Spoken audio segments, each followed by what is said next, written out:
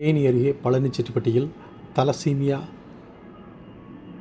குழந்தைகளுக்காக வெளிச்சம் சமூக அறக்கட்டளை சார்பில் 25ஆம் தேதி காலை முதல் 5வது இரத்த தான முகாம் நடைபெற்றது.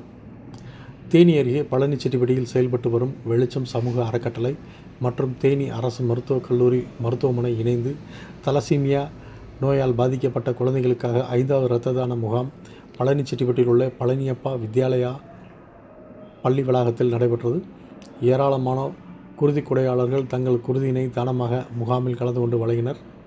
தலசீமியா நோய் என்பது இரத்த சிவப்பணுக்கள் தொடர்ந்து அழியும் ஒரு நோய் மற்றும் இந்த நோய்க்கு 21 நாட்களுக்கு ஒரு முறை இந்த நோயால் பாதிக்கப்பட்ட நபர்களுக்கு இரத்தம் ஏற்ற வேண்டும்.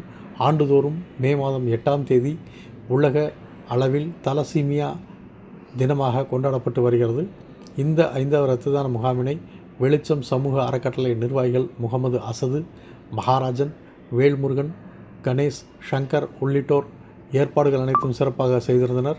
மேலும் 100க்கும் மேற்பட்டோர் முகாமில் கலந்து கொண்டு கொடை வழங்கினர். குருதி கொடை வழங்கியவர்களுக்கு சான்றிதழ்கள் வழங்கி கௌரவிக்கப்பட்டது.